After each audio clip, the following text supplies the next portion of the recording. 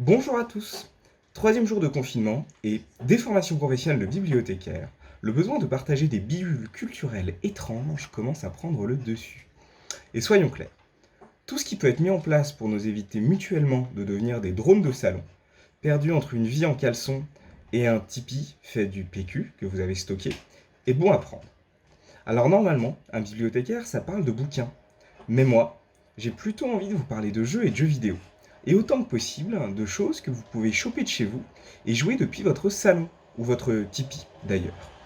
Pour commencer ces vidéos, je vais vous montrer ce qui a été pour moi le meilleur jeu de 2018, en toute simplicité. De la piraterie, de l'enquête, du fantastique, une esthétique rétro et une narration magistrale, je vous présente Return of the Obra Dinn. Alors déjà, je sais pas pour vous, mais la petite musique, sur un petit fond rétro en noir et blanc, on sait déjà qu'on va jouer à un truc un peu surprenant. Le deuxième truc qui laisse aucun doute quand on fait qu'on va jouer à un truc étrange, c'est que c'est un jeu qui a été créé par Lucas Pop, qui est ce petit génie qui est aussi à l'origine de Paper Please, un jeu absolument magistral dont vous avez peut-être entendu parler. Bref, trêve de palabres, je clique sur lancer.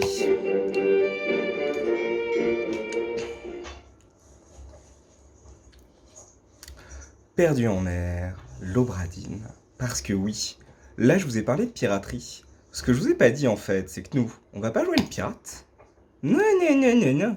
Ce qu'on va jouer, c'est ce brave assureur qui va avoir la tâche de comprendre ce qui s'est passé sur l'Obra Dinn. Company man woke me up. Said you'd need ferry to the Obra Dinn.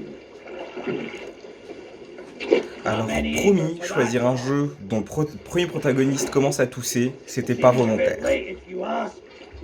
I didn't. What's in the box? I don't know. I'll hoist it up in a few minutes. Est-ce que vous sentez déjà votre cœur un peu de cinéphile palpiter avec ces gros écrans noirs remplis de mots très pixelisés? On est parti. Alors, des déplacements très simples, on utilise le clavier. Et on va monter à bord de l'Obra Dinn.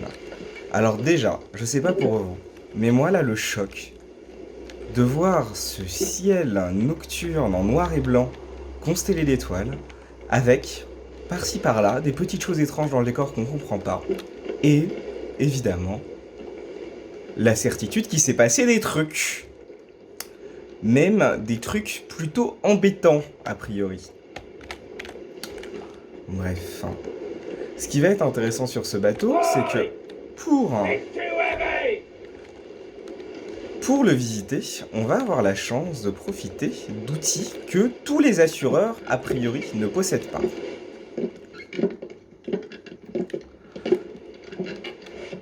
Le premier, It's too heavy. Take it yourself or open it here. ça va être un journal qui a le très très bon goût de se remplir tout seul à mesure que vous avancez dans votre mission. Et oui, c'est un peu un rêve d'écolier qui est en train de se réaliser ici. Ce journal, il va vous servir à tout un tas de trucs, mais j'y reviendrai. Il va vous permettre, plus ou moins, dans cette espèce d'enquête gigantesque qui va avoir lieu, de retracer le destin du navire. Toutes ces étapes, là, ça va être globalement l'intégralité du destin du bateau qu'il va falloir essayer de retracer, point par point, précisément, pour essayer de décrypter petit à petit le mystère de ce qui est arrivé sur ce bateau. Et enfin, et c'est là où le jeu tire, est une idée de génie, on va avoir ce petit memento mortem, qui se s'appelle comme ça, qui va être cette boussole étrange, et qui va vous permettre, en toute simplicité, et alors là, on touche un peu à l'univers du fantastique et à ce qui doit être, j'imagine, le fantasme de tous les assureurs, de retracer la mort de tous les cadavres qu'on voit. Je vous montre.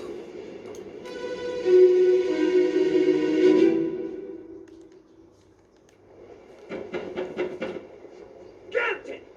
Open the door! Kick it in. Ah! Lest we break it down and take more than send those shells? Ces accents, à eux seuls, valent le prix du jeu. Exactly what I give you! Alors là, je pense que on n'a pas besoin d'aller chercher très loin pour comprendre comment cette personne est morte. Hein. Il y a un petit côté évidence. Ce qui est par contre absolument génial, hein, c'est que autour de ça, nous on peut se balader, on peut tourner, on peut essayer de comprendre ce qui se passe. Là par exemple, je vois le mec en train de mais je vois lui qui visiblement est en train de s'avancer en ne tenant pas une sucette dans sa bouche. Et je vois que l'autre avait un petit copain à côté.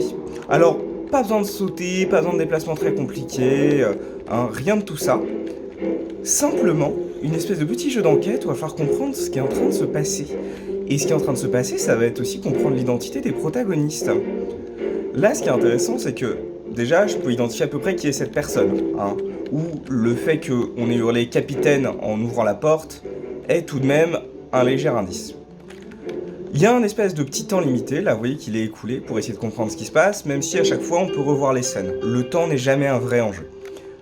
Quand la scène est terminée, on va avoir ce petit carpin qui s'ouvre, hein, qui va se mettre à la page de ce qui vient de se passer, la fin, parce que oui, dans le jeu, on commence par la fin, qui va vous retracer l'endroit où vont les événements, le lieu dans le bateau, les quartiers du capitaine, l'emplacement du corps et quelques informations qu'il va vous falloir retracer.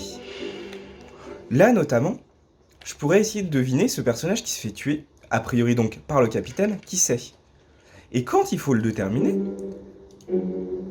il va donc falloir déterminer non seulement qui est-il,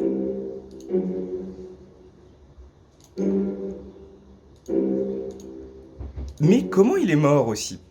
Là où je vous passe le tutoriel du jeu, on s'en fiche, mais là où c'est incroyable, c'est que tout le sel du jeu va être à chaque fois de se balader dans ses menus et d'essayer de deviner qui c'était. Et pour ça, tout un tas d'indices. On va pouvoir se servir évidemment de leur rôle, on va parfois entendre leur nom, parfois simplement on va comprendre un petit accent franchouillard qui va nous laisser penser qu'il pourrait y avoir l'un d'entre eux qui serait un petit Charles Minel, Bossement second. Bref. Et aussi savoir ce qui lui est arrivé. Alors, clairement, cette liste de trépas potentiels n'est pas tout à fait celle à laquelle on s'attendrait sur un bateau, comme par exemple dévoré. Mais bon, vous allez le comprendre, le Bradine, c'est pas tout à fait un bateau comme les autres. Bref.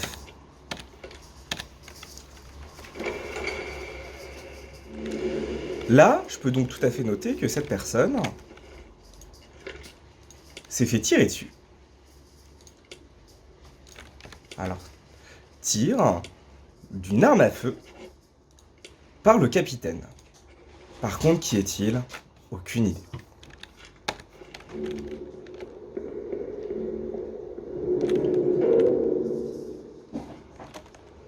Et voilà, retour au monde normal. Et ce qui va se passer à chaque fois, c'est que chaque fois qu'on va avoir découvert le destin d'un corps, on va avoir un corps suivant qui va apparaître, et ainsi de suite, et ainsi de suite. Parfois, l'exploration devient elle-même une énigme. Il y a des passages dans ce bateau qui ne seront pas toujours faciles à comprendre. Il y a des endroits explorés qu'on ne trouvera pas toujours du premier coup. Mais, quelque part, c'est pas tellement ça qui va être la difficulté du jeu. Ce qui va vous être extrêmement difficile, c'est de comprendre exactement ce qui s'est passé, qui en étaient les principaux protagonistes, et, au juste, comment résoudre l'énigme de ce qui est arrivé à ce bateau. Et voilà, pour cette première présentation d'un jeu, c'était donc Obra Dinn. C'est pour moi le plus grand coup de cœur que j'ai eu il y a 2 ans, et je ne peux que vous le conseiller. Ça coûte pas très cher sur Steam, c'est des dizaines d'heures de jeu, allez, peut-être une dizaine, et vous n'en regrettez pas la moindre seconde. Alors faites-moi confiance, foncez, et devenez le meilleur assureur des mers.